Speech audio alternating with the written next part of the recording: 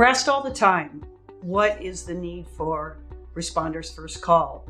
First responders make tough calls for others every single day. We're here and available as a helpline to help those first responders.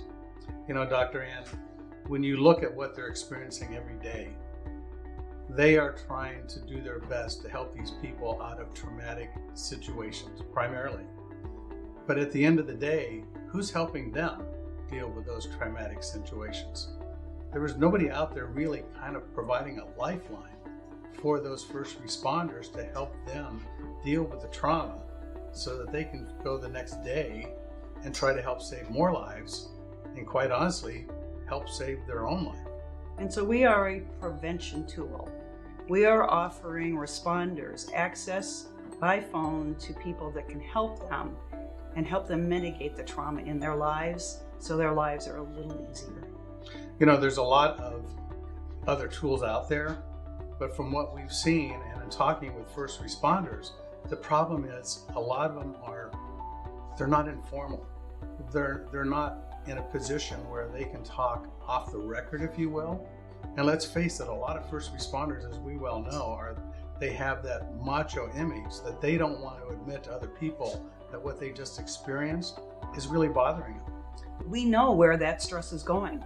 That stress is hurting them from a stress factor, from a disease factor, and from a mental health factor. I mean, the suicide levels with police and fire and other first responders are considerably higher than they are with the national population. We want to give those first responders a hand and ear to reach out to and talk to somebody about what's going on so we can help them alleviate that stress, which is causing disease in their own bodies. It's a great point. You know, there's a lot of suicide hotlines out there. In our minds, that's too late. We want to be preventative. We want to address that so they don't have to call that suicide hotline.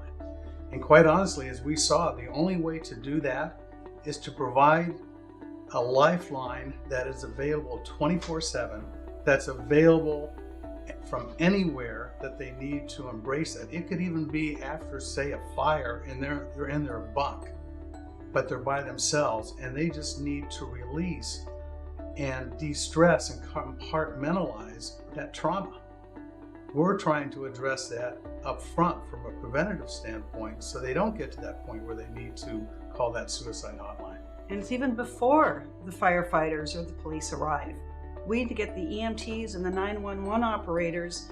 Those people a lot of times are first on the call, first on the scene. So being able to reach out with those people and help them get de-stressed and take that trauma off their mind is critical for everybody's success and for the success of the city, the county, the town, the municipality. The key thing that we saw also is it needs to be real time and on demand, right? I mean, they want to be in control. A lot of organizations have peer support groups, but are they available at 3 o'clock in the morning after they just got done with a traumatic situation? No. And unfortunately, so many of those peer support groups you're going to be working with on the next shift, or they've known you since you were 18, 19, and 20. So providing a third party, non-judgmental person, 100% educated and trained in trauma and stress behavioral health is a huge plus to get the first responders to open up so they can fully understand what they're trying to digest. And the other aspect that we found so that they do reach out to this lifeline is it's got to be confidential. They need to know and be assured that their conversation is not going to be shared with their supervisors, with the departments, or even their peers. I mean, peer support is great, but you may be fighting a fire with that peer that you just talked with. You're not going to do it. So that's one of the key aspects I see. But then you brought up the factors like, okay, that's great, but how are we going to get a first responder to have the trust and confidence to call somebody that they don't know on the phone? And so by doing that, getting that person in there, we can help that first responder get closure and begin to help the mind heal itself. And we've taken it one more step, and that is not just to help the first responder, but to help the family of the first responders. because they'll deal with it also, which is why we have to provide lifelines for them.